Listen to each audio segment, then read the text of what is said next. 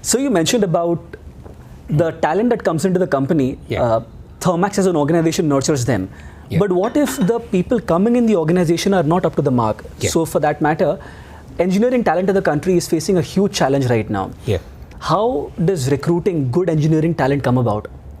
It's a very difficult job these days, because all those who enter the engineering college may not have the prime quality needed to become an engineer. Which would be? A querying mind, a quest to know why, how, and are able to be understanding things and are able to add on to what is in existence. That's an engineering mind. If you ask me the question, what did I learn in 4 years of Nagpur REC experience of mine? It made me inquisitive, ask questions, and I want to know what is happening. If a black box is given to me, it is delivering something, I want to know how it is delivering, why it is delivering. So that querying mind is what is available, should be available for every engineer.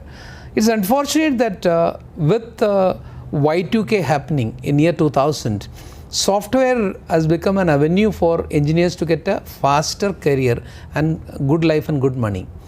So once youngsters of the country saw an avenue for a good life in that area, and fundamentally the recruitment of IT companies have turned away from conventional BCA and MCA into normal BE and BTech and BS, the number of engineering colleges in the country has gone up. Today, to be precise, there are more than 5,500 engineering colleges in existence in the country, and 2 years back, the number of enrollment into the engineering fraternity was 17.45 lakhs. At this point of time, there are more than 80 lakh Indians doing engineering either in the first year, second year, third year, fourth year, MTech first year, second year, or a PhD, and this country doesn't even have jobs for 10% of them. That's a horribly skewed ratio. Absolutely right. And so what is going to happen is, when we go to a campus, for us to be selecting the real engineer from the crowd over there has become difficult. It's very, very difficult. So, and then getting them over here, and by the time they join an engineering company, they always compare 3 years down the line as to what happened to somebody who joined maybe ICICI Bank or maybe an HDFC Bank or a Citibank from the campus recruited. Oh, he's already driving a sedan car, whereas I'm still owning only a hatchback. Comparison creeps in, is it? Yeah. And I'm living in a shared accommodation. I have to get married, whereas that character has already taken a 2-bedroom apartment. So the personal life, material possession aspiration is overtaking even career aspiration. So yeah, there are balancing ways for each one of them. So it is not an easy task. So fundamentally, when people do complain about Indian engineers are not good enough for, their workability, their employability is reducing, they are not engineers. It's a crowd, I would say that. Today it has come to a level where, to get a good engineer is like fishing in a well which has got very limited number of fishes only. It's that difficult. Yeah. It's that difficult today. Though there are many, but the right engineer, and then to groom. And when you lose a good engineer, companies do regret today. As a leader, you are continuously interacting with people, 5,000 plus employees, outside in the organization's part of your multiple committees. How important has been family for you, their support? Very important. Without the family, I wouldn't have been what I am. My wife used to be a banker. She used to work for Standard Chartered Bank, Chennai, Mumbai, and in Dubai also. Salary paid employee of Standard Chartered Bank in those days in Dubai.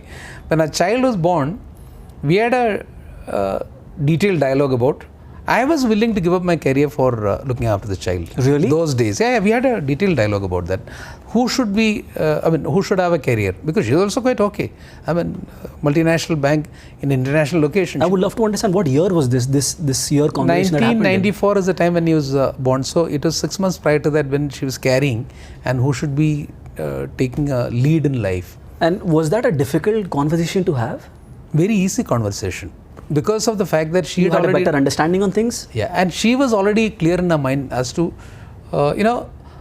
we were allowed to have a servant to look after a child. Only thing is that those days the law of UAE prohibited an Indian from getting an Indian servant. I would have had to settle for a Filipino or a Sri Lankan or a Bangladeshi or something like that. My wife was very clear. The moment we decided to have a child, one has got to be there at home to look after.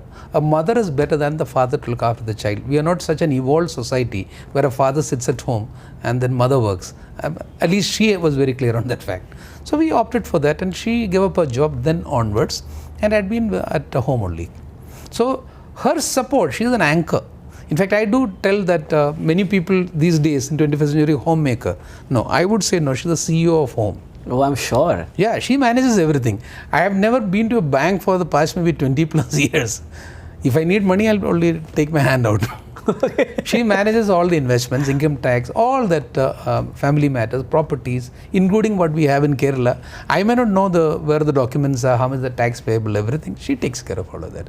So it releases me from a lot more of responsibility. Apart from that, dealing with my relatives on both the sides. Yeah, I was about to ask you It's a major thing. And when you rise in your life and career, expectation from family members also do go up.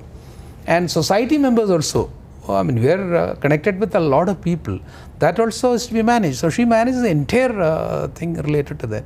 So I will have to give not small credit. If one person whom I can dedicate my entire achievement or success, whatever it is worth, I'll have to give it to her. Absolutely, no doubt about that. I would love to sort of understand that now the organization is expanding. You have a lot of vision and dreams for the organization as an aspiration. Where do you see the organization headed in the future? I would say we are in the right place at the right time, because climate change was a topic for PowerPoint presentation and discussion in forums maybe 10 years back. But every human being is experiencing climate change for the past 2 or 3 years. But yet there are people who sort of negate this fact so outright and so vehemently that climate change is all a facade. There is nothing happening to the atmosphere. There's nothing happening to the climate. Why are we spending like billions of dollars down the drain? What's your take on that though? It was a dialogue which happened 3 years back. Now, whether it is anybody living in the remotest part of the world or in the crowded part of the world has experienced it in terms of could you have believed that Paris reaching 45.1 degrees centigrade summer 2 weeks back? I have never imagined that one will need air conditioner in Moscow, because Moscow means a city of ice. Cold, It's a reality. So you need to travel to the colder parts of the world today in summer, where the summer temperatures, you go to any hotel in say maybe in Italy, they don't even have a fan. Forget about air conditioning. Today all of them will need to be having the same air conditioner, which can become a heater in the winter. So climate change is there. And the extremes which are already being visible to anybody who understands what is life all about. The farmer knows about today, because the yield has come down and the seasonality of rains have changed. And it is extremes in every way. Climate change did not mean that the heating up of the world. That's where things have gone wrong. The way the projection was done was that climate change means global warming. Right. That word is what is. Global warming is only one aspect. Global cooling is also happening. So winters are going to be worse. And seasonality. So that is what is going to be taking out the sustainability caution, because there is an interrelatability between all living bodies, whether it's a plant or animal or a human being in that. So extinction of any one of them will impact something which is surviving. So that is where the impact has already started. I would say that today it is understood by everybody. So to prevent that, what all can be done? If you remember, since you asked this question, the original Paris Agreement, which is not too far away, COP21, right, was about limiting the temperature rise in the world by 2 degrees centigrade. Whereas in Katowice in last year, the world has recognized for a fact that there is no time available for 2 degrees. We got limited to 1.5 degrees centigrade. So there may be some rulers of some countries who may not agree with that. That is their personal thinking. But the citizens of those countries also are following principles related to saving of energy. So resource saving, energy saving, environment protection is a necessity. So thank God when I mentioned about Thermax is into energy, in that we have already taken our own visionary target for the future, that we shall not be into combustion of coal in 10 years down the line. We'll withdraw all the products. One by one, we are introducing a lot more of products which are using renewable energy. And second is wherever pollution, and we are also into pollution control and water and wastewater treatment. These are the areas where there is so much scope for growth available. We are near to $1 billion company. We were a $1 billion company earlier, but when the rupee depreciated, we came down from there. We'll double our size in the next 5-year period of time and triple it in the 10-year period from today. And all the master plan is ready. We have all the capacities created for the next level of growth. And the growth for the company cannot come from India alone, because we are a fairly large company for Indian market. So we've got to be a global organization. What we've done is, we have changed our domain from Thermax India into Thermax Global. That's the first step that you accept. The website also reflects that, right? Yeah. Why should, say we've got companies now in Denmark, in Poland, in Indonesia, in China, Germany, a factory. So why would a German want to work for an Indian company? He would rather work for a global company. So identity to become an international company means also accepting the fact that from your naming itself, organization to Thermax Global. And very happy to say that last year we concluded our top line, almost 1/3 of it coming from outside India. And progressively in the next 5 years, it will become 50+%. So we're truly a global company. And I would presume the 10th year that we already made the master plan for, India will contribute to maybe less than half of the total business of the company. So it will become a global organization in energy environment, with the clarity that we'll be going more for green technologies, which will support sustainability. And this 37-year-long career that you've had, I'm sure you've been exposed to a lot of interesting people right through the leadership challenges that you face within the organization and externally as well. I would love to know, who are the people you turn to when there is a challenge that you face personally in your life? At different time and levels of your career, to different people. But to start on with, a person whom I have never met, somebody who influenced me a lot, is Lee Iacocca. Right. Okay. And the way he turned around Chrysler. I read the book when I was in the first or second year of my work way back. And the way he created Mustang, a new product, very lasting impacts in my way of working. I always believed in that you can turn around any situation, and I have got multiple experience of doing that. And however bad that is. However bad that is. There is nothing which is irreversible in the world. It's a myth that you can't reverse situations. In commercial situations, I'm talking about. You can. But you need to have an open mind for it. And you should be willing to put your hand out to seek help from people. Many a times what stifles this kind of situation is that where you are not willing to be seeking help from outside. People around you. There are a lot of ideas floating around. You should be willing to have an open mind to listen to people. 4 turnarounds that I have done in my career, all 4 of them are done by the same set of people who worked with me. And whereas first advice I got from people is that sack all of them and then get new people to turn around. So people would mean essentially the senior leadership that were close to you? Senior leadership who are working in that situation where the negative is happening. Right. I believe many things in personal life is transpondable to professional life also. At home, when a child messes the bedroom or his room that way, many mothers would go and clean it up after going to the school and arranges it. There are some mothers who will also tell the guy, no, I will not do it, you better do it. Yeah. I always believed that the chap who created the mess is the more capable guy to clean it up and put it straight than getting somebody else's servant to come and do that way. So my personal experience also gives that all the turnarounds that I've done or maybe had been part of in my career had been always done by the same people who created the mess. After it is cleared, then you of course give message to people, and some of them turn around also as human beings. Those who are stoic in their nature of not willing to be adjusting and changing to the changed circumstances, you may have to take some harder decisions on them. That's my personal experience. And you mentioned something about the people who create the problem are the ones best in a position to solve it. So when you get external consultants to solve issues which are largely complex in nature, how has that experience been? I had worked very closely during the turnaround period of this company with BCG, Boston Consulting. Later to create a growth strategy for the company with McKinsey's. And later for operational excellence with Accenture, 3 of the largest consulting firms who are operating in India, I have worked with them. All of them do add value.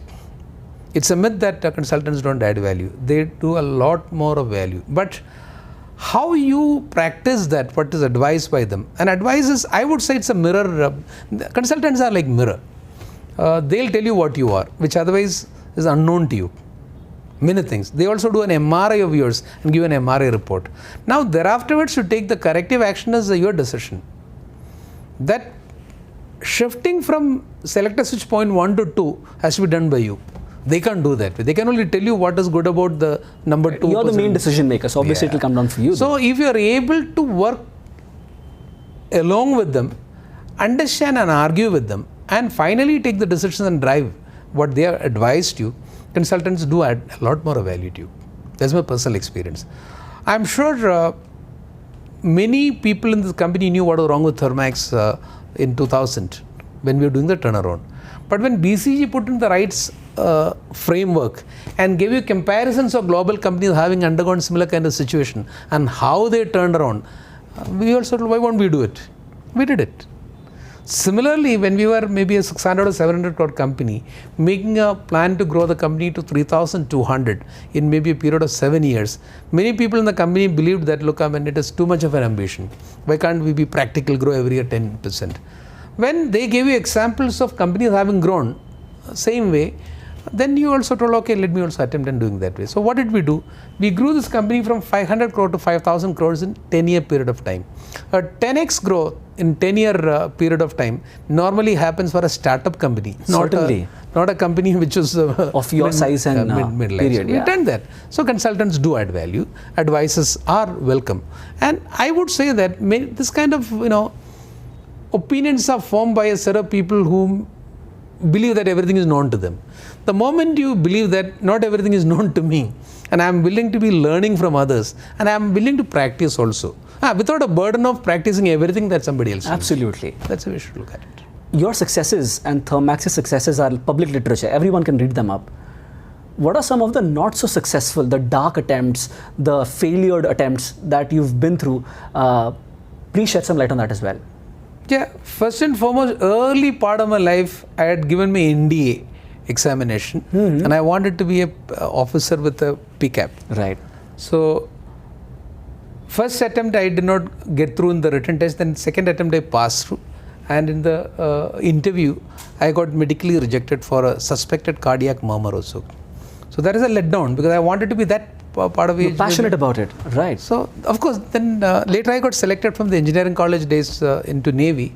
But then I decided not to because I was almost into the thoughts of completion of the engineering to get into a career. That's first. In this career, I mean, in business, you would have done so many people, exactly as you mentioned about Hardik. A lot of people will sing pants about you, about the success. And nobody wants to talk about negatives. I don't have any qualms of telling what has gone wrong. First and foremost. So you are a very chilled out leader that way, I believe. People can talk to you about the challenges and issues and you'll still be open to that. Absolutely. Awesome. Okay. No problems at all. See, there was a time when we wanted to be a major organization in the power industry. So we went in for a joint venture with Babcock and Wilcox, 51% owned by Thermax and 49% by BMW. We set up a world-class factory in 110 acres of land over here and invested 850 crore rupees for setting it up. And we not even got one order from India for that one. And finally, we closed it up recently, and we paid the share value to Babcock and bought over that. So the dreams related to becoming a power boiler maker, supercritical boiler maker, the dream is just vanished. It's went away. So there's nothing. I mean, one is feeling negative about that. Yeah, in business, it's not a small money also, big money. It's a massive amount involved. Yeah. Another one is that. When climate change was at the peak in terms of initial discussions, carbon credit trading was going to be a big business. And we were making baby boilers which also consumes renewable energy, that is a biomass as a fuel. My customers will not be in a position to set up on their own the carbon credit and do a carbon credit trading. So we set up a company for that known as Thermax Sustainable Energy Solutions Private Limited, owned by us, invested. I don't know how much money we would have put into that. Not less than 30 plus crores of rupees. created a set of people who are so committed to carbon trading, carbon credits, climate change. And we got the first ever project approval in the world from UNFCCC for agglomeration of carbon credits. Signed an agreement with the NTPC equivalent of Germany, that any carbon credit developed in India, they will buy it from us. A bilateral agreement, all that put together, started. Got 100 customers also who signed up with me, supplied them boilers. We started a system where highly automated software was created for it to be measuring verifiable thing, all that global standard. By the time I was ready to be selling the first batch of carbon credits, the price when we started the entire company was almost $16 or $17 per credit. It plunged to less than $1 by the time I was ready to sell it. So the entire investment went for a 6. I had to go back to the board to say, sorry, a mistake. We closed down the company. So there are so many such stories. For every success that you do see, but net everything is a success because this could be afforded. Absolutely. And personal life, well, if you ask me, there are a lot of not real regrets, but I mean, once in a while when you reflect, have I spent sufficient time with my parents? Wife, yes, I told you about that. She was always there with me. I left my hometown at the age of 17 to do my engineering. A loving parent, they brought me up into the world and gave me everything. And thereafterwards, I never lived in Kerala. I had been a visitor there. So, my father at some point of time gave up everything in life and he became a sannyasi. He changed his name also. He was living in an ashram.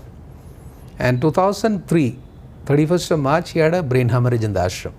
So the first time I've taken a holiday of that kind, 14 days, I was with him in the ICU to get him out of that. And then I insisted upon that I have to live with him. So I changed my home in such a way that he can live like a sannyasi in my home. And he came and lived with me from 2005 onwards. Died in 2010. When I started living with him back only, I realized what I missed in my life earlier. He was my best friend at that 5-year period of time. Whereas up to 17, I didn't know how to relate to a father. I only had, looking up a distance. And writing letters maybe. Equivalent of that. Here is a time when I could go with a glass of wine in my hand to a sannyasi's room and sit next to him on the bed and talk to him openly about everything in the world. If only I related to him closer, better, during the prime days of my life, when I would have been 20s, 30s, 40s. I used to go there, but then you are very busy in life. There also, you'll have friends, a lot of people coming to visit you. So, today I miss him a lot that way. So, those kind of personal regrets are also there. And I'm sure it must be the case for everybody in life. Not that people refuse to talk about it. I don't have any qualms of talking about it. I envy the children who are able to live with parents. Because unconditional love, where do you get from? It's only from your parents. And another person who will give you that unconditional love is somebody who is not related to you, that's your wife. Because they have decided to give their life up for you. Absolutely. Your children may not give you that much. Right. Because they have to live their own life. So these are recognition. Wisdom prevails on you only when time is a little too late. That's it. I'm so grateful you shared such close stories from your life, and I think they really will resonate a lot with our viewers. And more importantly, I think I'm taking back a lot myself. I feel a lot enriched from this conversation, but I do sincerely hope that you do go back to writing poems and stories. Yeah. And I really wish that you maybe compile a book, write a book someday really, really soon. I intend doing that way. I've already started taking classes. Something for me giving back, for example, once I hang my boots, which should happen not too far away from now. One is that I want to help a lot of startups to scale up. What I've learned all through my 37 plus or 38 year career by the time I'll hang my boots would be how companies can be grown. And I do know a lot of youngsters have a lot of great ideas. They may not have the wherewithal to straighten the back end of an organization, to help them and advise them, number one. Second is all my corporate learning can be given back to management students, engineering students, as a teacher. I love teaching. So these are the two things which I will intend doing, and writing books will be a part of that in any case. Thank you so much for your time and these amazing learnings that you shared with me. I really hope that all your dreams come true. Thank you so much for your time. Thank you, Hardik.